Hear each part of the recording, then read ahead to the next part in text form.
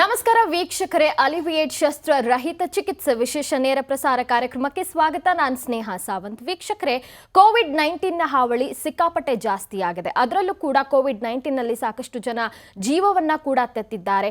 COVID-19 ಇಂದ ಗುಣಮುಖರಾದವರ ಸಂಖ್ಯೆ ಕೂಡ ಜಾಸ್ತಿ ಇದೆ. ಆದರೆ ಈ ಒಂದು ಕೋವಿಡ್ ಕಾಯಿಲೆಯಿಂದ ಗುಣಮುಖರಾದ ಬಳಿಕ ಸಾಕಷ್ಟು ಸೈಡ್ ಎಫೆಕ್ಟ್ಸ್ ಅಥವಾ ದುಷ್ಟ ಪರಿಣಾಮಗಳನ್ನ ಎದುರಿಸ್ತಾ ಇದ್ದಾರೆ. ಅದರಲ್ಲೂ ಕೂಡ ತಲೆನೋವಿನಿಂದ ಹಿಡಿದು ಮಂಡಿ ನೋವು, ಬೆನ್ನು ಮೂಳೆಯ ಸಮಸ್ಯೆ, ಡಿಸ್ಕ್ ಪ್ರಾಬ್ಲಮ್ ಇಂತಹ ಸಾಕಷ್ಟು ನೋವುಗಳಿಂದ ಸಾಕಷ್ಟು ಜನ ಬಳಲ್ತಾ ಇದ್ದಾರೆ. ಹಾಗಾದ್ರೆ ಇದಕ್ಕೆಲ್ಲ ಈ ಒಂದು ಪರಿಹಾರ ಏನು ಅನ್ನುವಂತಹ ವಿಚಾರಕ್ಕೆ ಸಂಬಂಧಪಟ್ಟ ಹಾಗೆ ಹೆಚ್ಚಿನ ಮಾಹಿತಿಯನ್ನು ನೀಡ್ತಾರೆ ಇವತ್ತಿನ ಸಂಚಿಕೆಯಲ್ಲಿ ಅಲಿವಿಯೇಟ್ ಪೇನ್ ಮ್ಯಾನೇಜ್ಮೆಂಟ್ ಕ್ಲಿನಿಕ್ನ ಡಾಕ್ಟರ್ ಖಾಜಾ ಜಾವೇದ್ ಖಾನ್ ಅವರು ಇದ್ದಾರೆ. ಬನ್ನಿ ಅವರನ್ನ ಕಾರ್ಯಕ್ರಮಕ್ಕೆ ಸ್ವಾಗತಿಸೋಣ.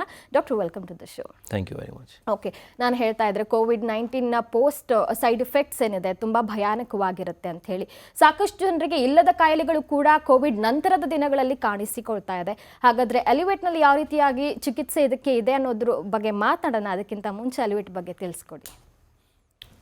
ಅಲಿವಿಯೇಟ್ ಪೇನ್ ಮ್ಯಾನೇಜ್ಮೆಂಟ್ ಕ್ಲಿನಿಕ್ ಇದು ಒಂದು ಪೇನ್ ಮ್ಯಾನೇಜ್ಮೆಂಟ್ ಕ್ಲಿನಿಕ್ ಬೆಂಗಳೂರಲ್ಲಿರೋದು. ಪೇನ್ ಮ್ಯಾನೇಜ್ಮೆಂಟ್ ಕ್ಲಿನಿಕ್ ಅಂದರೆ ಇಲ್ಲಿ ನಾವು ಎಲ್ಲ ಡಾಕ್ಟರ್ಸ್ ಇದ್ದೀವಿ, ಪೇನ್ ಸ್ಪೆಷಲಿಸ್ಟ್ ಇದ್ದೀವಿ, ಆರ್ಥೋಪೆಡಿಷನ್ಸ್, ಮೂಳೆ ಡಾಕ್ಟರ್ಸ್ ಎಲ್ಲ ಇದ್ದೀವಿ, ಫಿಸಿಯೋಥೆರಪಿಸ್ಟ್ ಇದ್ದೀವಿ. ನಾವೆಲ್ಲ ಒಗ್ಗಟ್ಟಾಗಿ ಸೇರಿ ಪೇಷಂಟ್ಗೆ ಏನು ತೊಂದರೆ ಆಗಿದೆ ಅದನ್ನು ಕಂಡು ಹಿಡಿದು ಟ್ರೀಟ್ಮೆಂಟ್ ಮಾಡ್ತೀವಿ. ಈಗ ಕೋವಿಡ್-19 ಎಸ್ಪೆಷಲಿ ಕೋವಿಡ್-19 ಬಂದ ಮೇಲೆ ಜನರಿಗೆ ಏನಾಗಿದೆ, ಆಲ್ಮೋಸ್ಟ್ ಇಂಡಿಯಾಲಿ ನೀವು ನೋಡಿದರೆ ಆಲ್ಮೋಸ್ಟ್ 97 to 98% ರಿಕವರಿ ರೇಟ್ ಇದೆ, which is the highest in the world.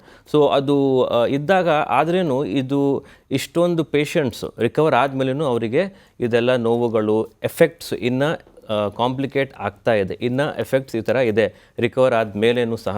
ಅದಕ್ಕೋಸ್ಕರ ನಾವು ಇಲ್ಲಿ ಏನು ಮಾಡ್ತೀವಿ ಅಂದರೆ ಅಲಿವಿಯೇಟ್ ಪೇನ್ ಮ್ಯಾನೇಜ್ಮೆಂಟ್ ಕ್ಲಿನಿಕಲ್ಲಿ ಅವ್ರನ್ನ ಕಂಡು ಹಿಡಿದು ಏನಕ್ಕೆ ಇದೆಲ್ಲ ತೊಂದರೆಗಳು ಆಗ್ತಿದೆ, ಅದರ ಕಾರಣ ಏನು ಅದನ್ನು ಫಸ್ಟ್ ನಾವು ತಿಳ್ಕೊಂಡು ಅವರಿಗೆ ಚಿಕಿತ್ಸೆ ಕೊಡ್ತೀವಿ. ಓಕೆ, ಈಗ ಡಾಕ್ಟರ್, ಅಲಿವಿಯೇಟ್ ಸಂಸ್ಥೆ ಯಾವೆಲ್ಲ ನೋವುಗಳಿಗೆ ಚಿಕಿತ್ಸೆನ ನೀಡುತ್ತೆ ಅಂತ? ಇಲ್ಲಿ ಅಲಿವಿಯೇಟ್ ಪೇನ್ ಮ್ಯಾನೇಜ್ಮೆಂಟ್ ಕ್ಲಿನಿಕಲ್ಲಿ ನಾವು ತಲೆಯಿಂದ ತೆಗೆದು ಹಿಂಬಡಿ ತನಕ ಏನೇನು ನೋವ್ಸ್ ಇರುತ್ತೋ ಅದೆಲ್ಲ ನೋವುಗಳಿಗೆ ನಾವು ಇಲ್ಲಿ ಚಿಕಿತ್ಸೆ ಮಾಡ್ತೀವಿ. ಈಗ ಬೆನ್ನೋವು ಇರಲಿ, ಕೀಲು ನೋವು ಇರಲಿ, ಆರ್ಥರೈಟಿಸ್, ಇದೆಲ್ಲ ಟ್ರೀಟ್ಮೆಂಟ್ಸ್ ಇಲ್ಲಿದೆ. ಜೊತೆಯಲ್ಲಿ ಕ್ಯಾನ್ಸರ್ ಯಾರಿಗಿರುತ್ತೋ ಅವರಿಗೆ ನೋವು ಆಗೋದು ತುಂಬ ಸಹಜ ಮತ್ತು ಅವರಿಗೆ ತುಂಬ ಕಷ್ಟ ಇರುತ್ತೆ ನೋವು ಬಂದಾಗ. ಅದಕ್ಕೋಸ್ಕರ ಕ್ಯಾನ್ಸರ್ ಪೇನ್ ಟ್ರೀಟ್ಮೆಂಟು ಸಹ ನಾವು ಇಲ್ಲಿ ಅಲಿವಿಯೇಟ್ ಪೇನ್ ಮ್ಯಾನೇಜ್ಮೆಂಟ್ ಕ್ಲಿನಿಕಲ್ಲಿ ಮಾಡ್ತೀವಿ. ಈಗ ಸಾಮಾನ್ಯವಾಗಿ ಪೋಸ್ಟ್ ಕೋವಿಡ್ ಸೈಡ್ ಎಫೆಕ್ಟ್ಸ್ ಅಂತ ಹೇಳಿದ್ರೆ ಹೇರ್ ಫಾಲ್ ಸಮಸ್ಯೆ ಆಗಿರ್ಬೋದು, ಒಬ್ಬರಿಗೆ ವೀಕ್ನೆಸ್ ಅನ್ನೋ ಥರ ಬಂದಿರುತ್ತೆ, ಸಾಕಷ್ಟು ಜನ ಕೈಕಾಲು ನೋವಿನಿಂದ ಕೂಡ ಬಳಲ್ತಾ ಇರ್ತಾರೆ. ಹಾಗಾದರೆ ಕೋವಿಡ್ ನಂತರದ ಒಂದು ಪೇನ್ ಏನಿದೆ, ಯಾವ ಥರದಂಥ ಸಮಸ್ಯೆಗಳನ್ನು ಹುಟ್ಟಾಕುತ್ತೆ ಡಾಕ್ಟರ್? ಎಕ್ಸಾಕ್ಟ್ಲಿ. ಈಗ ಇದು ಕೋವಿಡ್ ನಂತರ ನೋವುಗಳು, ಪೋಸ್ಟ್ ಕೋವಿಡ್ ಪೇನ್.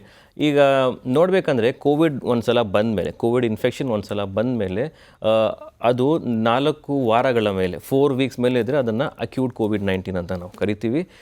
ಇನ್ನು ಜಾಸ್ತಿ ಅವರಿಗೆ ಸಿಮ್ಟಮ್ಸ್ ಇದ್ದರೆ, ಆಲ್ಮೋಸ್ಟ್ ಒಂದು 3 ತಿಂಗಳು ತನಕ ಸಿಮ್ಟಮ್ಸ್ ಇದ್ದರೆ ಅದನ್ನು ನಾವು ಪೋಸ್ಟ್ ಕೋವಿಡ್ ಇಲ್ಲ ಲಾಂಗ್ ಕೋವಿಡ್-19 ಅಂತ ಹೇಳ್ತೀವಿ. ಇದು ಲಾಂಗ್ ಕೋವಿಡ್ ಅಂದರೆ ಏನು, ಏನಕ್ಕೆ ಈ ಥರ ಆಗ್ತಿದೆ ಅಂದರೆ, ಈಗ ಕೋವಿಡ್ ಒಂದು ಸಲ ಬಂದರೆ ನಿಮ್ಗೇನು ಅರ್ಥ ಆಗಬೇಕಂದ್ರೆ ಏನೇನು ಪ್ರಾಬ್ಲಮ್ ಆಗ್ತಿದೆ. ಮೊದಲು ಬಂದು ಬಾಡಿಯಲ್ಲಿ ಇನ್ಫ್ಲಮೇಷನ್ ಜಾಸ್ತಿ ಆಗುತ್ತದೆ. ಇದು ಇನ್ಫ್ಲಮೇಷನ್ ಜಾಸ್ತಿ ಆಗ್ತಾ ಏನಾಗುತ್ತೆ, ಜ್ವರ ಬರೋದು, ನೋವು ಬರೋದು, ಕೀಲು ನೋವುಗಳು ಬರೋದು, ಇದೆಲ್ಲ ತುಂಬ ಸಹಜ ಬಾಡಿ ಪೇನ್ಸ್. ಜೊತೆಯಲ್ಲಿ ಏನಾಗ್ತಿದೆ ಅಂದರೆ ಜನರ ಇಮ್ಯುನಿಟಿ ಕಡಿಮೆ ಆಗುತ್ತೆ. ಇದು ಇಮ್ಯುನಿಟಿ ಕಡಿಮೆ ಆದರೆ ಏನಾಗುತ್ತೆ, ಬಾಡಿಯದು ಫೈಟಿಂಗ್ ಪವರ್, ಬಾಡಿಯದು ಶಕ್ತಿ ಅದೆಲ್ಲ ಕಡಿಮೆ ಆಗುತ್ತೆ. ಅದಕ್ಕೋಸ್ಕರ ಇದೆಲ್ಲ ಲಾಂಗ್ ಕೋವಿಡ್ ಸಿಂಡ್ರೋಮ್ ಕಾಮನ್ ಆಗಿ ಆಗ್ತಾಯಿದೆ. ಈಗ ಫಾರ್ ಎಕ್ಸಾಂಪಲ್ 100 ಜನರಲ್ಲಿ ಕೋವಿಡ್-19 ಬಂದರೆ 60 to 70% ಜನರಲ್ಲಿ ಲಾಂಗ್ ಕೋವಿಡ್ ಸಿಮ್ಟಮ್ಸ್ ಇದೆ. ಆಲ್ಮೋಸ್ಟ್ ನೀವು ನೋಡ್ತಿದ್ರೆ 70 to 75% ಪ್ರಿವಿಲೆನ್ಸ್ ಇಲ್ಲಿ ಆಗ್ತಾಯಿದೆ. ಅದಕ್ಕೋಸ್ಕರ ತುಂಬ ಜನ ಏನಾಗುತ್ತೆ, ಕೋವಿಡ್ ಬಂದರೆ ತುಂಬ ಸಿವಿಯರ್ ಇರೋಲ್ಲ, ಜಸ್ಟ್ ಒಂದು ಸ್ವಲ್ಪ ಜ್ವರ ಇರುತ್ತೆ ಮತ್ತು ನೆಗಡಿ, ಕೆಮ್ಮು ಇದೆಲ್ಲ ಇರುತ್ತೆ, ಆಮೇಲೆ ಕಡಿಮೆ ಆಗಿಬಿಡುತ್ತೆ. ಆದರೆ ತುಂಬ ಜನರಿಗೆ ಇದೆಲ್ಲ ಸಿಮ್ಟಮ್ಸ್, ಎಸ್ಪೆಷಲಿ ಇದು ಬಾಡಿ ಪೇನ್, ಫೆಟಿಗ್, ವೀಕ್ನೆಸ್ ಇದೆಲ್ಲ ಕಂಟಿನ್ಯೂ ಆಗುತ್ತೆ. ಈ ಥರ ಎಲ್ಲ ಕಂಟಿನ್ಯೂ ಅದರ ಜೊತೆಯಲ್ಲಿ ಏನಾಗ್ತಿದೆ ಅಂದರೆ ಬೇರೆ ಸಿಮ್ಟಮ್ಸ್ ಬರ್ತಾಯಿದೆ. For example, one of the most common symptom ಏನಿದೆ ಅಂದರೆ ಹೇರ್ ಲಾಸ್. ಈಗ ಕೂದಲು ಬಂದು ಹೇರ್ ಲಾಸ್ ಆಗ್ತಾಯಿದೆ, ಪೇಷಂಟ್ಸ್ ನಮ್ಮ ಹತ್ರ ಬರ್ತಾರೆ ಕೋವಿಡ್ ಇಂದ ರಿಕವರ್ ಆದವರು, ನಮಗೆ ಇದು ಹೆಡ್ಏಕ್ಸ್ ತುಂಬ ಜಾಸ್ತಿ ಆಗ್ತಾಯಿದೆ, ಹೇರ್ ಲಾಸ್ ತುಂಬ ಜಾಸ್ತಿ ಆಗ್ತಾಯಿದೆ, ಏನಕ್ಕೆ ಏನು ಮಾಡೋದು ಅಂತ. ಅದಕ್ಕೋಸ್ಕರ ನಾವೇನು ಅರ್ಥ ಮಾಡ್ಕೋಬೇಕಂದ್ರೆ, ಅಫ್ಕೋರ್ಸ್ ಬಾಡಿಯಲ್ಲಿ ಇಮ್ಯುನಿಟಿ ಕಡಿಮೆ ಆಗಿದೆ, ಜೊತೆಯಲ್ಲಿ ಇನ್ಫ್ಲಮೇಷನ್ ಎಲ್ಲ ಆಗಿರೋದ್ರಿಂದ ಆಫ್ಟರ್ ಎಫೆಕ್ಟ್ಸ್ ಇದ್ದೇ ಇರುತ್ತೆ. ಇದು ಕಾಯಿಲೆದು ಇನ್ನೊಂದು ಏನಂದರೆ, ಇದು ಆಫ್ಟರ್ ಎಫೆಕ್ಟ್ಸು ತುಂಬ ಜಾಸ್ತಿ ತೊಂದರೆ ಇದೆ. ಅದರಿಂದ ತುಂಬ ಕಷ್ಟ ಆಗುತ್ತೆ. ಎಲ್ಲ ಆರ್ಗನ್ಸ್ ಕೋವಿಡ್ ಒಂದ್ಸಲ ಬಂದರೆ ಬರೀ ನಿಮ್ಮ ಲಂಗ್ಸ್ಗೆ ಬರ್ತಾ ಇದೆ, ಬರೀ ನಿಮಗೆ ಜ್ವರ ಆ ಥರ ಬರ್ತಾ ಇದೆ ಅಂತ ಹೇಳೋಕ್ಕಾಗಲ್ಲ. ನಿಮ್ಮ ಬಾಡಿದು ಎಲ್ಲ ಆರ್ಗನ್ಸ್ಗೆ ಅದು ಅಫೆಕ್ಟ್ ಆಗುತ್ತೆ. It's a viral infection and everything. ಈಗ ಕಣ್ಣಿಂದ ರೆಸ್ಪಿರೇಟರಿ ಸಿಸ್ಟಮ್, ನಿಮ್ಮ ಲಂಗ್ಸು, ಹಾರ್ಟ್, ಕಾರ್ಡಿಯೋವ್ಯಾಸ್ಕ್ಯುಲರ್ ಸಿಸ್ಟಮ್, ಹೊಟ್ಟೆ, ಗ್ಯಾಸ್ಟ್ರೋಇಂಟೆಸ್ಟೈನಲ್ ಸಿಸ್ಟಮ್, ಜಾಯಿಂಟ್ಸು, ನರ್ವಸ್ ಸಿಸ್ಟಮ್ ಎಲ್ಲ ಇದರಲ್ಲಿ ಅಫೆಕ್ಟ್ ಆಗುತ್ತದೆ. ಓಕೆ, ಈಗ ಡಾಕ್ಟರ್, ಇಮ್ಯೂನ್ ಸಿಸ್ಟಮ್ ತುಂಬಾ ದುರ್ಬಲವಾಗಿರುತ್ತೆ. ಸೊ ಅದು ಒಂದು ಕಾರಣ ಆಗಿರಬಹುದಾ ಇಂತಹ ಸಮಸ್ಯೆಗಳಿಗೆ? ಎಕ್ಸಾಕ್ಟ್ಲಿ. ಕೋವಿಡ್-19 ಒಂದ್ಸಲ ಬಂದರೆ, ಈಗ ಕೋವಿಡ್ ಯಾರಿಗೆ ಬರುತ್ತೆ? ಈಗ ಫಾರ್ ಎಕ್ಸಾಂಪಲ್ 5 ಜನ ಕೋವಿಡ್ಗೆ ಎಕ್ಸ್ಪೋಸ್ ಆಗಿದ್ದಾರೆ ಫಾರ್ ಎಕ್ಸಾಂಪಲ್. ಆದರೆ 5ರಲ್ಲಿ 5 ಜನಗೂ ಆಲ್ಮೋಸ್ಟ್ 100% ಆಫ್ ಟೈಮ್ ಬರಲ್ಲ, ಜಸ್ಟ್ ಒಂದು 2-3 ಜನಗೆ ಬರುತ್ತೆ. ಏನಕ್ಕೆ ಈ ಥರ ಆಗ್ತಿದೆ ಅಂದರೆ ಅವರಲ್ಲಿ ಇಮ್ಯುನಿಟಿ ಏನಾದರೂ ಕಡಿಮೆ ಆಗಿದ್ದರೆ ಆ ಥರ ಕೋವಿಡ್ ಬರಬಹುದು. ಅದಕ್ಕೋಸ್ಕರ ನಿಮ್ಗೆ ಇನ್ನೊಂದು ಏನು ಹೇಳಬೇಕಂದ್ರೆ, ಇದು ಇಮ್ಯುನಿಟಿ ಕಡಿಮೆ ಆದರೆ ಎಲ್ಲ ಡಿಸೀಸಸ್, ಬರೀ ಕೋವಿಡೇ ಅಲ್ಲ, ಬೇರೆ ಸಮಸ್ಯೆಗಳೂ ಸಹ ಬರ್ಬೋದು. ಅದಕ್ಕೆ ನಮ್ಮ ಮ್ಯಾನೇಜ್ಮೆಂಟ್ ಪ್ಲ್ಯಾನಲ್ಲಿ ಮೇನ್ ಏನಿರಬೇಕಂದ್ರೆ ನಾವು ನಮ್ಮ ಇಮ್ಯುನಿಟಿನ ಸ್ಟ್ರಾಂಗ್ ಮಾಡಬೇಕು. ಈಗ ಆಲ್ರೆಡಿ ಹೊರಗಡೆ ದೇಶಗಳಲ್ಲಿ ಯಾವ ಪೇಷಂಟ್ಸ್ಗೆ ಇಮ್ಯುನಿಟಿ ಕಡಿಮೆ ಇದೆಯೋ ಅವರಿಗೆ ವ್ಯಾಕ್ಸಿನ್ ಬೂಸ್ಟರ್ ಡೋಸಸ್ ಸ್ಟಾರ್ಟ್ ಮಾಡಿಬಿಟ್ಟಿದ್ದಾರೆ. 2 ಡೋಸಸ್ ಯಾರು ತಗೊಂಡಿದ್ದಾರೋ, ಎಸ್ಪೆಷಲಿ ಇಮ್ಯುನಿಟಿ ಕಡಿಮೆ ಇರೋರು, ಫಾರ್ ಎಕ್ಸಾಂಪಲ್ ಕ್ಯಾನ್ಸರ್ ಪೇಷಂಟ್ಸ್, ಅವರಿಗೆಲ್ಲ USA ಇದೆಲ್ಲ ಹೊರಗಡೆ ದೇಶಗಳಲ್ಲಿ ಬೂಸ್ಟರ್ ಇಮ್ಯುನಿಟಿ ಶಾಟ್ಸ್ ಸ್ಟಾರ್ಟ್ ಮಾಡಿಬಿಟ್ಟಿದ್ದಾರೆ ಕೋವಿಡ್-19 ವ್ಯಾಕ್ಸಿನೇಷನ್. ಓಕೆ, ಈಗ ತುಂಬ ಸಂದರ್ಭದಲ್ಲಿ ನಾವು ಗಮನಿಸಿದ್ವಿ, ಫಸ್ಟ್ ಡೋಸ್ ಆದರೂ ಕೂಡ ತುಂಬ ಜನರಿಗೆ ಇಂತಹ ಸೈಡ್ ಎಫೆಕ್ಟ್ಸ್ ಕಂಡು ಬರ್ತಾ ಇದೆ ಅಂತ. ಸೊ ಯಾವ ರೀತಿ ಡಾಕ್ಟರ್ ಅದೆಲ್ಲ ಅಂತ? ಈಗ ವ್ಯಾಕ್ಸಿನೇಷನ್ ಐ ಥಿಂಕ್ ಈಗ ಎಲ್ಲರೂ ಅಟ್ಲೀಸ್ಟ್ ಫಸ್ಟ್ ಸಿಂಗಲ್ ಡೋಸ್ ಆದರೂ ವ್ಯಾಕ್ಸಿನೇಷನ್ ಎಲ್ಲರದ್ದು ಆಗಿದೆ. ಸೊ ಫಸ್ಟ್ ಡೋಸ್ ತಗೊಂಡಿದ ಮೇಲೆ ಏನು ರೆಗ್ಯುಲರ್ ಸೈಡ್ ಎಫೆಕ್ಟ್ಸ್ ಅಂದರೆ, ಈಗ ನೀವು ಯಾವುದಾದ್ರೂ ವ್ಯಾಕ್ಸಿನ್ ತಗೊಂಡಿದ್ರೆ, ಚಿಕ್ಕ ವಯಸ್ಸಲ್ಲಿ ವ್ಯಾಕ್ಸಿನ್ ತೊಗೊಂಡ್ರೆ, ಏನಾದರೂ ಒಂದು ವ್ಯಾಕ್ಸಿನ್ ತೊಗೊಂಡ್ರೆ ಅದರ ಸೈಡ್ ಎಫೆಕ್ಟ್ಸ್ ಇದ್ದೇ ಇರುತ್ತೆ. ಏನಕ್ಕಂದರೆ ವ್ಯಾಕ್ಸಿನ್ದು ಅರ್ಥ ಏನು? Vaccine is the inactivated virus. ಅದು ವೈರಸ್ನೇ ತಗೊಂಡು ಅದು ಡಿಸೀಸ್ ಕಾಸ್ ಮಾಡಬಾರ್ದು, ಬರೀ ನಿಮ್ಮ ಬಾಡಿಯಲ್ಲಿ ಇಮ್ಯೂನ್ ರೆಸ್ಪಾನ್ಸ್ ಫಾರ್ಮ್ ಆಗಬೇಕು. ಅದರ ಅರ್ಥನೇ ವ್ಯಾಕ್ಸಿನ್ ಅಂತ.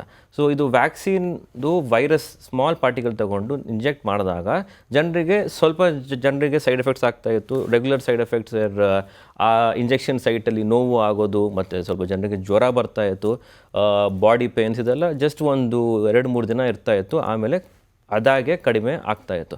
ಆದರೆ ಸ್ವಲ್ಪ ಜನರಿಗೆ ಇನ್ನೂ ಲಾಂಗ್ ಕಂಟಿನ್ಯೂ ಆಗ್ತಾಯಿತ್ತು. ಇನ್ನೊಂದು ಏನು ನೀವು ಅರ್ಥ ಮಾಡ್ಕೋಬೇಕಂದ್ರೆ, ತುಂಬ ಜನ ಫಸ್ಟ್ ಡೋಸ್ ವ್ಯಾಕ್ಸಿನ್ ತಗೊಂಡಿದ ಮೇಲೇನು ಅವರಿಗೆ ಕೋವಿಡ್ ಇನ್ಫೆಕ್ಷನ್ ಆಗಿತ್ತು. ಅದು ತುಂಬ ಡೌಟ್ಸ್ ಇತ್ತು ಜನರಿಗೆ, ಏನಕ್ಕೆ ನಾವು ವ್ಯಾಕ್ಸಿನ್ ತಗೊಂಡಿದ್ದೀವಿ ಆದ್ರೂ ಏನಕ್ಕೆ ಇನ್ಫೆಕ್ಷನ್ ಆಗ್ತಿದೆ ಅಂತ ಅವರಿಗೆ ಡೌಟ್ಸ್ ಇತ್ತು.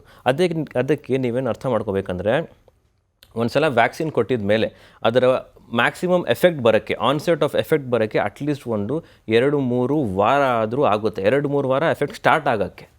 ಮತ್ತು ಮ್ಯಾಕ್ಸಿಮಮ್ ಎಫೆಕ್ಟ್ ಯಾವಾಗ ಬರುತ್ತೆ? ನೀವು ಸೆಕೆಂಡ್ ಡೋಸ್ ತಗೊಂಡಿದ ಮೇಲೆ.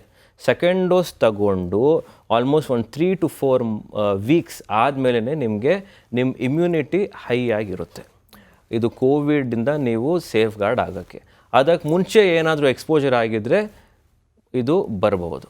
ಅಫ್ಕೋರ್ಸ್ ಈಗ ವ್ಯಾಕ್ಸಿನೇಷನ್ ಆದ್ರೂ ಜನರಿಗೆ ಕೋವಿಡ್-19 ಬರ್ಬೋದು. ಅದಕ್ಕೋಸ್ಕರ ನಾವು ಹೇಳೋದು, vaccine is just a part of the management. Vaccine is not the treatment. Only treatment ವ್ಯಾಕ್ಸಿನೇ ಅಲ್ಲ. ನೀವು ವ್ಯಾಕ್ಸಿನ್ ಜೊತೆಯಲ್ಲಿ social distancing, sanitisation, masks, avoiding public crowded places, ಇದೆಲ್ಲ ಮಾಡ್ತಾ ಹೋದರೆ ಇದು ಕಡಿಮೆ ಆಗುತ್ತದೆ. ಓಕೆ ಡಾಕ್ಟರ್, ಈಗ ಸಾಕಷ್ಟು ಕೀಲು ನೋವಿನ ಸಮಸ್ಯೆಯಿಂದ ಕೂಡ ತುಂಬ ಜನ ಬಳಲ್ತಾ ಇರ್ತಾರೆ. ಅಂದರೆ ಕೋವಿಡ್ಗಿಂತ ಮುಂಚೆ ಏನಾದರೂ ಚಿಕಿತ್ಸಾ ವಿಧಾನವನ್ನು ಅನುಸರಿಸಿ ವಾಸಿ ಮಾಡ್ಕೊಂಡಿರ್ತಾರೆ, ಆದರೆ ಕೋವಿಡ್ನ ನಂತರ ಅದೆಲ್ಲ ನೋವುಗಳು ಮತ್ತೆ ಉದ್ಭವ ಆಗುತ್ತೆ ಅನ್ನುವಂತಹ ಮಾತಿದೆ. ಸೊ ಇದಕ್ಕೆಲ್ಲ ಯಾವ ರೀತಿಯಾದಂತಹ ಪರಿಹಾರ ಇದೆ ಡಾಕ್ಟರ್? ಹೌದು, ಈಗ ತುಂಬ ಜನ ನಮ್ಮ ಹತ್ರ ಪೇಷಂಟ್ಸ್ ಬರ್ತಾರೆ. ಅವರಿಗೆ ಕೋವಿಡ್ ಬರೋಕ್ಕೆ ಮುಂಚೆ ಅವರು ಜಸ್ಟ್ ನಾರ್ಮಲ್ ಆಗಿದ್ದರು.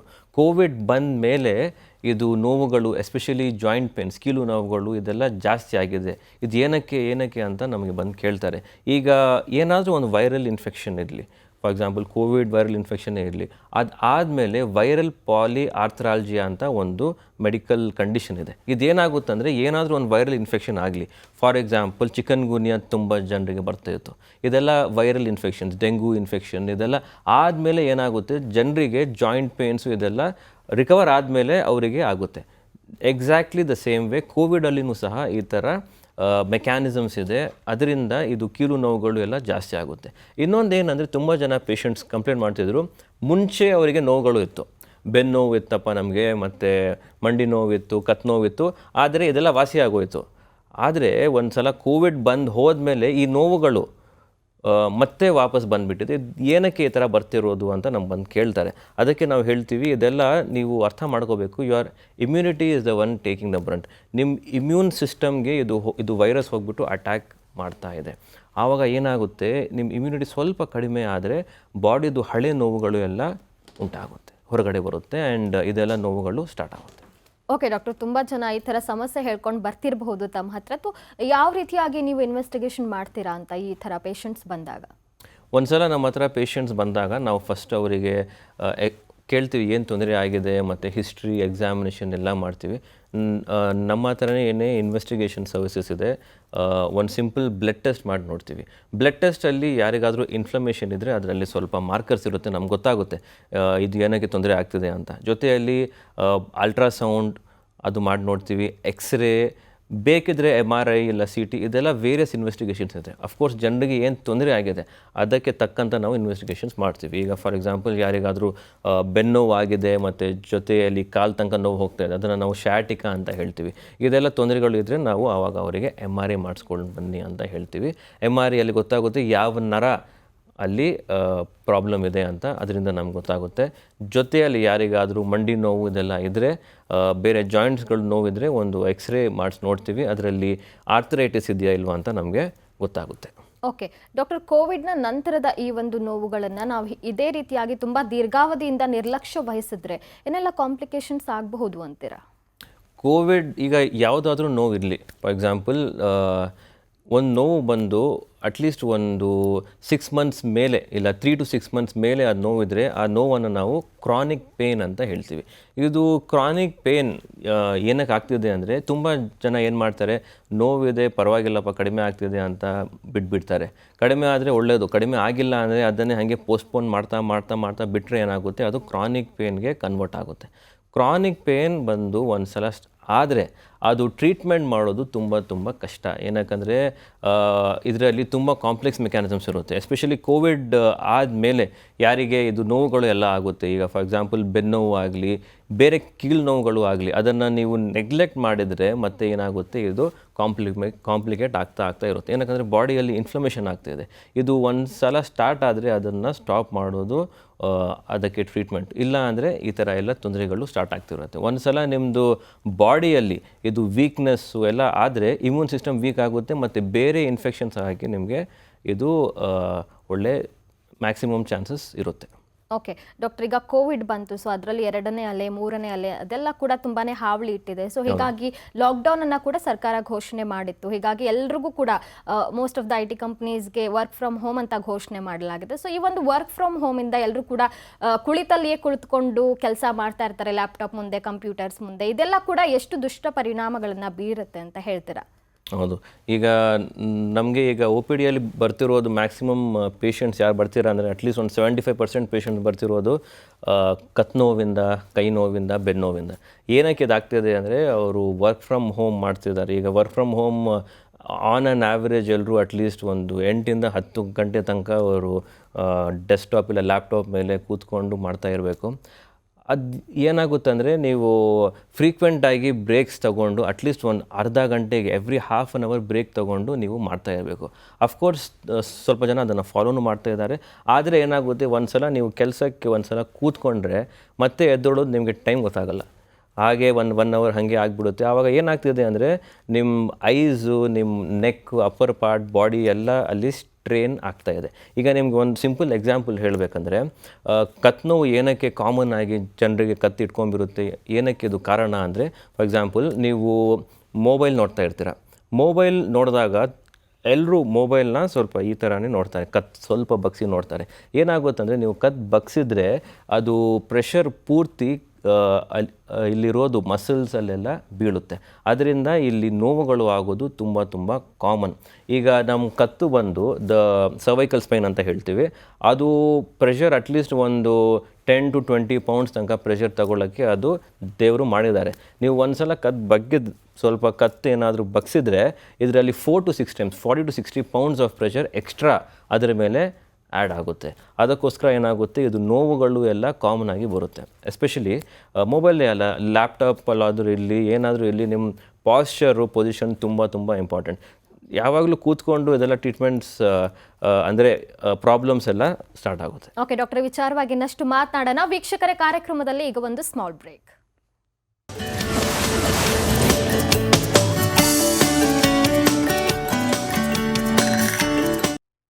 ಅಲಿವಿಯೇಟ್ ಶಸ್ತ್ರರಹಿತ ಚಿಕಿತ್ಸೆ ವಿಶೇಷ ನೇರ ಪ್ರಸಾರ ಕಾರ್ಯಕ್ರಮಕ್ಕೆ ಮತ್ತೊಮ್ಮೆ ತಮ್ಮೆಲ್ಲರಿಗೂ ಆತ್ಮೀಯ ಸ್ವಾಗತ. ಡಾಕ್ಟರ್, ಸಾಕಷ್ಟು ವಿಚಾರಗಳ ಬಗ್ಗೆ ಮಾಹಿತಿಯನ್ನು ತಿಳಿಸ್ಕೊಡ್ತಾ ಇದ್ರಿ. ಈಗ ಪೋಸ್ಟ್ ಕೋವಿಡ್ನ ಸೈಡ್ ಎಫೆಕ್ಟ್ಸ್ ಏನು ತಾವು ತಿಳಿಸ್ತಾ ಇದ್ರಿ. ಸೊ ಇಂತಹ ನೋವುಗಳಿಗೆ ಯಾವ ರೀತಿಯಾದಂತಹ ಚಿಕಿತ್ಸೆ ಇದೆ ಅಲಿವಿಯೇಟ್ನಲ್ಲಿ? ಇಲ್ಲಿ ಅಲಿವಿಯೇಟ್ ಪೇನ್ ಮ್ಯಾನೇಜ್ಮೆಂಟ್ ಕ್ಲಿನಿಕಲ್ಲಿ ನಾವು ಶಸ್ತ್ರರಹಿತ ಚಿಕಿತ್ಸೆ ಮಾಡ್ತೀವಿ. ಈಗ ಯಾರಿಗಾದರೂ ನೋವು ಎಲ್ಲಾದರೂ ಇರಲಿ, ಫಾರ್ ಎಕ್ಸಾಂಪಲ್ ಬೆನ್ನೋವಿಂದ ಯಾರಾದರೂ ಬರ್ತಾ ಇದ್ದರೆ, ಎಸ್ಪೆಷಲಿ ನಿಮಗೆ ಹೇಳಿದೆ ಕೋವಿಡ್ ಎಲ್ಲ ಆದಮೇಲೆ, ಪೋಸ್ಟ್ ಕೋವಿಡ್ ಸಿಂಡ್ರೋಮ್ ಎಲ್ಲ ಆದಮೇಲೆ ಇದು ಕೀಲು ನೋವುಗಳೆಲ್ಲ ಜಾಸ್ತಿ ಆಗಿದೆ. ಬೆನ್ನೋವು ಎಸ್ಪೆಷಲಿ ತುಂಬ ಜಾಸ್ತಿ ಆಗಿದೆ ಜನರಲ್ಲಿ. ಅದಕ್ಕೋಸ್ಕರ ನಾವಿಲ್ಲಿ ಏನು ಮಾಡ್ತೀರಾ, ನಾವು ಇಲ್ಲಿ ಮಿನಿಮಲಿ ಇನ್ವೇಸಿವ್ ಟ್ರೀಟ್ಮೆಂಟ್ಸ್ ಮಾಡ್ತೀವಿ. ಫಾರ್ ಎಕ್ಸಾಂಪಲ್ ಯಾರಿಗಾದರೂ ನಿಮಗೆ ಹೇಳಿದ್ದೆ ಬೆನ್ನಿಂದ ತೆಗೆದು ಕಾಲು ತನಕ ನೋವು ಬರ್ತಿದೆ, ಅದು ಶೂಟಿಂಗ್ ಪೇನ್ ಸ್ಯಾಟಿಕಾ ಅಂತ ಹೇಳ್ತೀವಿ. ಅದಕ್ಕೆ ನಾವೇನು ಮಾಡ್ತೀವಿ ಅಂದರೆ, ಆ ನರ ಯಾವ ನರದಿಂದ ನಿಮಗೆ ನೋವು ಬರ್ತಿದೆ ಅದನ್ನು ಕಂಡು ಹಿಡಿದು ಅದಕ್ಕೆ ನಾವು ತಕ್ಕಂಥ ಚಿಕಿತ್ಸೆ ಮಾಡ್ತೀವಿ. ಅದರಿಂದ ನೋವು ಕಡಿಮೆ ಆಗುತ್ತದೆ. ಜೊತೆಯಲ್ಲಿ ಏನಾಗುತ್ತೆ, ಬೆನ್ನಲ್ಲಿನೂ ಸಹ ಇದು ಸೌದೋಗೋದು, ಆರ್ಥರೈಟಿಸ್ ಎಲ್ಲ ತುಂಬ ಕಾಮನ್ ಇದೆ. ಅದಕ್ಕೋಸ್ಕರ ನಾವು ಇದು ಆರ್ಥರೈಟಿಸ್ದು ಟ್ರೀಟ್ಮೆಂಟ್ಸು ಸಹ ಮಾಡ್ತೀವಿ. ಜೊತೆಯಲ್ಲಿ ಯಾರಿಗೆ ಮೊಣಕಾಲಲ್ಲಿ ನೋವು ಇರುತ್ತೋ, ನೀ ಆರ್ಥರೈಟಿಸ್ ಎಲ್ಲ ಆಗುತ್ತೋ ಅವ್ರಿಗೂ ಸಹ ನಾವು ಟ್ರೀಟ್ಮೆಂಟ್ಸ್ ಮಾಡ್ತೀವಿ. ನಾವು ಇಲ್ಲಿ ರೀಜನರೇಟಿವ್ ಮೆಡಿಸಿನ್ ಅಂತ ಟ್ರೀಟ್ಮೆಂಟ್ಸ್ ಮಾಡ್ತೀವಿ. ರೀಜನರೇಟಿವ್ ಮೆಡಿಸಿನ್ದು ಅರ್ಥ ಏನಂದರೆ, ಸೈಡ್ ಎಫೆಕ್ಟ್ಸ್ ಇಲ್ಲದೆ, ಸೈಡ್ ಎಫೆಕ್ಟ್ಸ್ ಕಡಿಮೆ ಆಗಿರೋ ಟ್ರೀಟ್ಮೆಂಟ್ಸ್ ನಾವಿಲ್ಲಿ ಮಾಡ್ತೀವಿ. ಏನಕ್ಕಂದರೆ minimally invasive treatments. Regenerative treatments ಬಂದು ನ್ಯಾಚುರಲ್ ಟ್ರೀಟ್ಮೆಂಟ್ಸ್. ಫಾರ್ ಎಕ್ಸಾಂಪಲ್ ಒಂದು ಟ್ರೀಟ್ಮೆಂಟ್ ವಿಧಾನ ಬಂದು PRP ಅಂತ ಇದೆ. PRP ಅಂದರೆ ಪ್ಲೇಟ್ಲೆಟ್ ರಿಚ್ ಪ್ಲಾಸ್ಮಾ. ಇದು ಪ್ಲೇಟ್ಲೆಟ್ ರಿಚ್ ಪ್ಲಾಸ್ಮಾದು ಅರ್ಥ ಏನಂದರೆ, ನಾವು ಪೇಷಂಟ್ ರಕ್ತದಿಂದ ಪ್ಲೇಟ್ಲೆಟ್ಸ್ನ ಸೆಪ್ರೇಟ್ ಮಾಡಿ ಅದು ಎಲ್ಲಿ ತೊಂದರೆ ಆಗಿದೆಯೋ ಅದನ್ನು ನಾವು ಇಂಜೆಕ್ಟ್ ಮಾಡಿ ಅದಕ್ಕೆ ಟ್ರೀಟ್ಮೆಂಟ್ ಮಾಡ್ತೀವಿ. ಇದೆಲ್ಲ ಮಾಡಿದರೆ ಏನಾಗುತ್ತೆ, ನ್ಯಾಚುರಲ್ ಆಗಿ ಹೀಲಿಂಗ್ ಆಗುತ್ತೆ ಮತ್ತು ಇದು ಪ್ರಾಬ್ಲಮ್ಮು ಸರಿಯಾಗುತ್ತೆ, ನೋವನ್ನು ಸಹ ಜೊತೆಯಲ್ಲಿ ಕಡಿಮೆ ಆಗುತ್ತೆ. ಓಕೆ ಡಾಕ್ಟರ್, ಈಗ ತುಂಬ ಜನರಿಗೆ ಸಿವಿಯರ್ ಪೇನ್ ಇರುತ್ತೆ ಅಂತ ಅಂದ್ಕೊಳ್ಳಿ, ಬೇರೆ ಡಾಕ್ಟರ್ ಹತ್ರ ತೋರಿಸಿದಾಗ ಸರ್ಜರಿ ಮಾಡಲೇಬೇಕು ಅಂತ ಹೇಳಿರ್ತಾರೆ. ಆದರೆ ತಮ್ಮ ಸಂಸ್ಥೆಯಲ್ಲಿ ಶಸ್ತ್ರರಹಿತ ಚಿಕಿತ್ಸೆಯ ವಿಧಾನವನ್ನು ಅನುಸರಿಸಲಾಗುತ್ತೆ. ಅದು ಹೇಗೆ ಸಾಧ್ಯ ಆಗುತ್ತೆ ಡಾಕ್ಟರ್? ಈಗ ತುಂಬ ಈಗ ಯಾರಿಗಾದರೂ ಜಾಸ್ತಿ ನೋವಿದೆ, ಫಾರ್ ಎಕ್ಸಾಂಪಲ್ ಮೊಣಕಾಲದ್ದು ಎಕ್ಸಾಂಪಲಿಂದ ಸ್ಟಾರ್ಟ್ ಮಾಡ್ತೀನಿ ನಾನು. ಯಾರಿಗೆ ತುಂಬ ಜಾಸ್ತಿ ನೋವಿದೆ ಅಂದರೆ ಅವರು ಡಾಕ್ಟರ್ ಹತ್ರ ಹೋದರೆ ಅಫ್ಕೋರ್ಸ್ 2 ಪ್ಲ್ಯಾನ್ಸ್ ಆಫ್ ಮ್ಯಾನೇಜ್ಮೆಂಟ್ ಇರುತ್ತೆ. ಒಂದು ಬಂದು ನೀವು ಆಪ್ರೇಷನ್ ಮಾಡಿಬಿಟ್ಟು ನೀ ರಿಪ್ಲೇಸ್ಮೆಂಟ್ ಮಾಡಿಬಿಟ್ಟು ಚಿಕಿತ್ಸೆ ತಗೋಬೋದು, which is perfectly right and which is the right option as well. ಅದು ಇನ್ನೊಂದು ಸೆಕೆಂಡ್ ಆಪ್ಷನ್ ಏನಂದರೆ, ಪೇಷಂಟ್ಸ್ ಯಾರಿಗೆ ಆಪ್ರೇಷನ್ ಬೇಡ, ಆಪ್ರೇಷನ್ ಇಲ್ಲದೆ ಬೇರೆ ಏನಾದರೂ ಟ್ರೀಟ್ಮೆಂಟ್ಸ್ ಇದೆಯಾ ಅಂತ ಈ ಕ್ಯಾಟಗರಿ ಆಫ್ ಪೇಷಂಟ್ ಬರ್ತಾರೆ. ನಾವು ಇದು ಸೆಕೆಂಡ್ ಕ್ಯಾಟಗರಿ ಆಫ್ ಪೇಷಂಟ್ಸ್ಗೆ ಕೇಟರ್ ಮಾಡ್ತೀವಿ.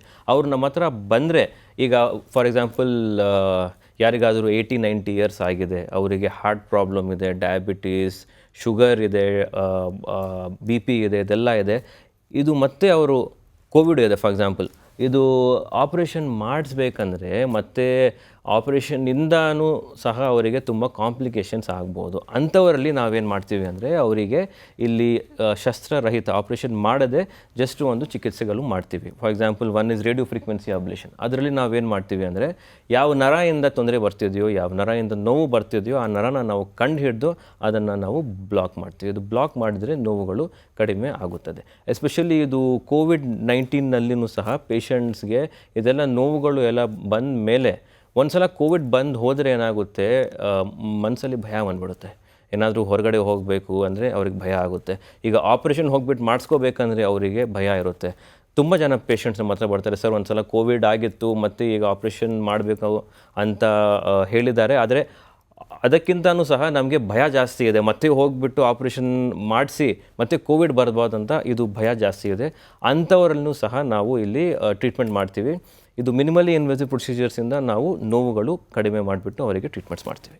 ಓಕೆ ಡಾಕ್ಟರ್, ಈ ಒಂದು ಶಸ್ತ್ರರಹಿತ ಚಿಕಿತ್ಸೆಯನ್ನು ಯಾವ ಏಜ್ ಗ್ರೂಪ್ನವರು ಯೂಸ್ ಮಾಡ್ಕೋಬಹುದು ಅಂತ ಹೇಳ್ತೀರಾ? ಏನಾದರೂ ಅದಕ್ಕೆ ರೆಸ್ಟ್ರಿಕ್ಷನ್ಸ್ ಇದೆಯಾ? ಇದೇ ವಯೋಮಾನದವ್ರು ಯೂಸ್ ಮಾಡಬೇಕು ಅಥವಾ ಇಲ್ವಾ ಅನ್ನೋದು? ಇದು ನಾವು ಪ್ರಾಕ್ಟೀಸ್ ಮಾಡೋದು ಪೇನ್ ಮ್ಯಾನೇಜ್ಮೆಂಟ್. ಪೇನ್ ಮೆಡಿಸಿನ್ ಬಂದು ಒಂದು ಸ್ಪೆಷಾಲಿಟಿ ಬ್ರಾಂಚ್ ಆಫ್ ಮೆಡಿಸಿನ್. ಇದರಲ್ಲಿ ಒಂದು ಅಡ್ವಾಂಟೇಜ್ ಏನಂದರೆ, ಏಜ್ ಲಿಮಿಟ್ ಅನ್ನೋದು ಏನಿಲ್ಲ. ಈಗ ಚಿಕ್ಕ ವಯಸ್ಸಿಂದ ಹಿರಿಯ ವಯಸ್ಸಿಗೆ ಆಲ್ಮೋಸ್ಟ್ 80-90 ಇಯರ್ಸ್ ತನಕನೂ ಪೇಷಂಟ್ಸ್ ನಮ್ಮ ಹತ್ರ ಬರ್ತಾರೆ. 90-95 ಇಯರ್ಸ್ ಜಸ್ಟ್ ಲಾಸ್ಟ್ ಮಂತೇ ಒಬ್ಬರು ಪೇಷಂಟ್ ಬಂದಿದ್ದರು. His age was 95 years. ಅವರಿಗೂ ನಾವು ಟ್ರೀಟ್ಮೆಂಟ್ ಮಾಡಿದ್ದೀವಿ. ಇದರ ಅಡ್ವಾಂಟೇಜ್ ಏನಂದರೆ ಅದೇ ನಿಮಗೆ ಹೇಳ್ತಾ ಇದ್ದೆ, ಇಲ್ಲಿ ಇದೆಲ್ಲ ಟ್ರೀಟ್ಮೆಂಟ್ಸು ಸೈಡ್ ಎಫೆಕ್ಟ್ಸ್ ಕಡಿಮೆ ಇರುತ್ತೆ, ಆಲ್ಮೋಸ್ಟ್ ಸೈಡ್ ಎಫೆಕ್ಟ್ಸ್ ನಿಲ್ಲಿರುತ್ತೆ. ಇದು ಎಲ್ಲ ಸೈಡ್ ಎಫೆಕ್ಟ್ಸ್ ಕಡಿಮೆ ಆದರೆ ಏನಾಗುತ್ತೆ, ಇಂಥ ಏಜ್ ಗ್ರೂಪ್ ಪೇಷಂಟ್ಸ್ಗೆ ಇನ್ನು ಒಳ್ಳೆಯದು, ಕಂಪ್ಲೇಂಟ್ಸು ಒಳ್ಳೆಯದು ಇರುತ್ತೆ. ಏನಕ್ಕಂದರೆ ಒಂದು ಸಲ ಏಜ್ ಜಾಸ್ತಿ ಆದರೆ ನೀವು ಮಾತ್ರೆ ತಗೊಂಡ್ರೆ ಸೈಡ್ ಎಫೆಕ್ಟ್ಸ್ ಆಗುತ್ತೆ, ಆಪರೇಷನ್ ಮಾಡೋಕ್ಕೆ ಹೋದರೆ ಮತ್ತು ಅದರಿಂದ ಕಾಂಪ್ಲಿಕೇಶನ್ ಸೈಡ್ ಎಫೆಕ್ಟ್ಸ್. ಅದಕ್ಕೋಸ್ಕರ ಇಂತಹ ಟ್ರೀಟ್ಮೆಂಟ್ಗಳೆಲ್ಲ ಅವರಿಗೆ ಇದು ನೋವುಗಳು ಕಡಿಮೆ ಮಾಡುತ್ತೆ. ಓಕೆ ಡಾಕ್ಟರ್, ಎಷ್ಟು ದಿನ ಇರುತ್ತೆ ಈ ಟ್ರೀಟ್ಮೆಂಟ್ ಅಂತ? ಏನಾದರೂ ಪ್ರೊಸೀಜರ್ ತುಂಬ ಲಾಂಗ್ ಆಗಿರುತ್ತಾ ಅಥವಾ ಒಂದೇ ದಿನದಲ್ಲಿ ಮುಗಿದು ಹೋಗುತ್ತೆ ಅಂತ?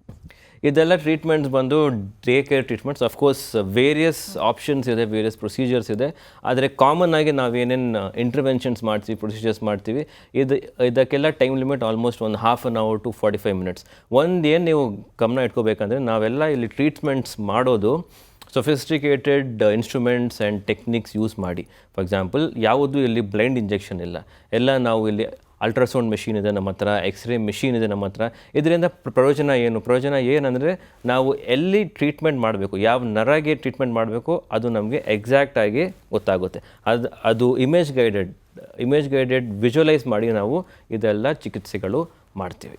ಓಕೆ, ಈಗ ಏನಾದರೂ ಒಂದು ಚಿಕಿತ್ಸೆ ಪಡ್ಕೊಳ್ಬೇಕು ಅಂತ ಹೇಳಿದ್ರೆ ಸಾಕಷ್ಟು ಪೇಷಂಟ್ಸ್ ಆಲ್ರೆಡಿ ನೋವಲ್ಲಿ ಇರ್ತಾರೆ. ಸೊ ಹೀಗಾಗಿ ಒಂದು ಡೌಟ್ ಕಾಡುತ್ತೆ, ಏನಾದರೂ ಸೈಡ್ ಎಫೆಕ್ಟ್ಸ್ ಇದೆಯಾ ಅಂತ. ಸೊ ಈ ಒಂದು ಶಸ್ತ್ರರಹಿತ ಚಿಕಿತ್ಸೆಯಲ್ಲಿ ಏನಾದರೂ ಆ ಥರದಂತಹ ಸೈಡ್ ಎಫೆಕ್ಟ್ಸ್ ಕಂಡು ಬರುತ್ತಾ ಡಾಕ್ಟರ್? ಈಗ ಸೈಡ್ ಎಫೆಕ್ಟ್ಸ್ ಅನ್ನೋದು ಏನಂದರೆ, ಈಗ ತುಂಬ ರೇಂಜ್ ಇರುತ್ತೆ. ಸೈಡ್ ಎಫೆಕ್ಟ್ಸ್ ಯಾವುದರಿಂದ ಆಗ್ತಿದೆ, ಆಪರೇಟರ್ ಡಿಪೆಂಡೆಂಟ್, ಇಲ್ಲ ಅದು ಮಾತ್ರೆಯಿಂದ, ಇಲ್ಲ ಅದು ಔಷಧಿಯಿಂದ ಸೈಡ್ ಎಫೆಕ್ಟ್ಸ್ ಆಗ್ತಿದೆ ಅಂತ. ಇಲ್ಲಿ ಇದೆಲ್ಲ ಟ್ರೀಟ್ಮೆಂಟ್ಸಲ್ಲಿ ಸೈಡ್ ಎಫೆಕ್ಟ್ಸ್ ತುಂಬ ಕಡಿಮೆ ಇರುತ್ತೆ. ಏನಕ್ಕಂದರೆ ನಾವೆಲ್ಲ ಇಮೇಜ್ ಗೈಡೆಡ್ ಟ್ರೀಟ್ಮೆಂಟ್ಸ್ ಮಾಡ್ತಿದ್ದೀವಿ. ಇನ್ನೊಂದು ಏನಂದರೆ, ನಿಮಗೆ ಹೇಳಿದೆ ರೀಜನರೇಟಿವ್ ಮೆಡಿಸಿನ್ ಪ್ರಾಕ್ಟೀಸ್ ಮಾಡ್ತಿದ್ದೀವಿ ನಾವು. ಇದರಿಂದ ಏನಾಗುತ್ತೆ ಅಂದರೆ ಸೈಡ್ ಎಫೆಕ್ಟ್ಸ್ ತುಂಬ ಕಡಿಮೆ, ನ್ಯಾಚುರಲ್ ಆಗಿ ಬಾಡಿ ಅದನ್ನು ಹೀಲ್ ಮಾಡಿಬಿಟ್ಟು ಅದಕ್ಕೆ ಟ್ರೀಟ್ಮೆಂಟ್ ಆಗುತ್ತೆ. ಓಕೆ, ಶಸ್ತ್ರರಹಿತ ಚಿಕಿತ್ಸೆ ಅಂದರೆ ಅದ್ರ ಪ್ರೊಸೀಜರ್ ಯಾವ ಥರ ಇರುತ್ತೆ ಡಾಕ್ಟರ್? ಈಗ ಎಸ್ಪೆಷಲಿ ನಾವು ಫಾರ್ ಎಕ್ಸಾಂಪಲ್ ಯಾರಾದರೂ ಪೇಷಂಟ್ ಬಂದರೆ, ಎಸ್ಪೆಷಲಿ ಕೋವಿಡ್ ಆಗಿದೆ ಅವರಿಗೆ, ಮತ್ತು ಕೋವಿಡ್ ಆದಮೇಲೆ ಅವರಿಗೆ ನೋವುಗಳು ಇದೆ, ಎಸ್ಪೆಷಲಿ ಇದು ಬೆನ್ನೋವುಗಳು ಇದ್ದರೆ ನಾವೇನು ಮಾಡ್ತೀವಿ ಅಂದರೆ, ಅವ್ರಿಗೆ ಎಕ್ಸಾಮಿನ್ ಮಾಡಿ ಏನಕ್ಕೆ ನೋವು ಬರ್ತಿದೆ ಅದನ್ನು ಕಂಡು ಹಿಡಿದು ಅದಕ್ಕೆ ತಕ್ಕಂಥ ಚಿಕಿತ್ಸೆ ಕೊಡ್ತೀವಿ. ಶಸ್ತ್ರರಹಿತ ಅಂದರೆ ನಾವೇನು ಮಾಡ್ತೀವಿ ಅಂದರೆ, ಮಿನಿಮಲಿ ಇನ್ವೇಸಿವ್ ಇಂಟರ್ವೆನ್ಷನ್ಸ್ ನಾವು ಇಲ್ಲಿ ಮಾಡ್ತಾಯಿದ್ದೀವಿ. ಆ್ಯಂಡ್ ಎಲ್ಲಿ ನೋವು ಆಗ್ತಾಯಿದೆ, ಫಾರ್ ಎಕ್ಸಾಂಪಲ್ ಏನಾದರೂ ಬೆನ್ನಲ್ಲಿ ಆರ್ಥರೈಟಿಸ್ ಆಗಿದ್ದರೆ, ಬೆನ್ನಲ್ಲಿ ಏನಾದರೂ ಸ್ಲಿಪ್ ಡಿಸ್ಕ್ ಆಗಿದ್ದರೆ ಏನಾಗುತ್ತೆ ಅಂದರೆ, ಸ್ಲಿಪ್ ಡಿಸ್ಕ್ ಆದರೆ ಒಂದು ನರ ಮೇಲೆ ಅದು ಡಿಸ್ಕ್ ಹೋಗ್ಬಿಟ್ಟು ಪ್ರೆಸ್ ಮಾಡುತ್ತೆ. ಆ ನರದಿಂದ ನೋವು ತುಂಬ ಜಾಸ್ತಿ ಬರ್ತಾ ಇರುತ್ತೆ. ನಾವೇನು ಮಾಡ್ತೀವಿ, ಅದು ನೋವನ್ನು ನಾವು ಇಲ್ಲಿ ಟ್ರೀಟ್ ಮಾಡ್ತಿದ್ದೀವಿ. ನೋವು ಬಂದು ಒಂದು ಸಿಂಪ್ಟಮ್. ನಾವು ಇಲ್ಲಿ ಏನು ಮಾಡ್ತಿದ್ದೀವಿ ಅಂದರೆ, ಜನರಿಗೆ ಫಾರ್ ಎಕ್ಸಾಂಪಲ್ ಒಬ್ಬರು ಪೇಷಂಟ್ ನಮ್ಮ ಹತ್ರ ಬಂದರೆ, ಈಗ ನಾರ್ಮಲ್ ಪೇಷಂಟ್ ಇರಲಿ, ಇಲ್ಲ ಕ್ಯಾನ್ಸರ್ ಪೇಷಂಟ್ ಇರಲಿ, ಅವರಿಗೆ ಕ್ವಾಲಿಟಿ ಆಫ್ ಲೈಫ್ ಅನ್ನೋದು ತುಂಬ ಇಂಪಾರ್ಟೆಂಟ್. ಜಸ್ಟ್ ನೋವು ಕಡಿಮೆ ಮಾಡಿಬಿಟ್ಟು ಕಳಿಸೋದು ಮತ್ತು ನೋವು ಬರೋದು ಅದೆಲ್ಲ ಮಾಡಿದರೆ ಅದು ಟ್ರೀಟ್ಮೆಂಟ್ಸು ಒಳ್ಳೆಯದು ಜಾಸ್ತಿ ದಿನಕ್ಕೆ ಇರಲ್ಲ. ಅದಕ್ಕೆ ನಾವು ಏನು ಮಾಡ್ತೀವಿ ಅಂದರೆ, ಹೋಲ್ಸಮ್ ಆಗಿ ಟ್ರೀಟ್ಮೆಂಟ್ ಮಾಡ್ತೀವಿ, ಅವ್ರ ಕ್ವಾಲಿಟಿ ಆಫ್ ಲೈಫ್ ಇಂಪ್ರೂವ್ ಮಾಡ್ತೀವಿ. ಇಲ್ಲಿ ನಾವು ನಿಮಗೆ ಹೇಳಿದ್ದೆ ಎಲ್ಲ ಸ್ಪೆಷಲಿಸ್ಟ್ ಇದ್ದೀವಿ. ಸೊ ಡಯಟಿಷಿಯನ್ ಇರಲಿ, ಈಗ ತುಂಬ ಜನರಿಗೆ ವೇಟ್ ಜಾಸ್ತಿ ಆಗಿ ನೋವುಗಳು ಎಲ್ಲ ಆಗ್ತಿರೋ, ಸೊ ಅದಕ್ಕೆ ವೇಟ್ ಲಾಸ್ ಮಾಡೋಕ್ಕೆ ನಮ್ಮ ಹತ್ರ ಡಯಟಿಷಿಯನ್ಸ್ ಇದ್ದಾರೆ. ತುಂಬ ಜನರಿಗೆ ಏನಾಗುತ್ತೆ ಅಂದರೆ, ನೋವುಗಳು ಇದ್ದಾಗ ಅವರು ವಾಕಿಂಗ್ ಮಾಡೋಕ್ಕೆ ತುಂಬ ಕಷ್ಟ ಆಗುತ್ತೆ. ಅದಕ್ಕೋಸ್ಕರ ನಾವು ಇಲ್ಲಿ ಎಕ್ಸಸೈಸಸ್, ಫಿಸಿಯೋಥೆರಪಿ ಅದೆಲ್ಲ ಮಾಡಿಸ್ಬಿಟ್ಟು ಅವರಿಗೆ ಪೇಷಂಟ್ಗೆ ಹೇಳ್ತೀವಿ. So it's on all round approach.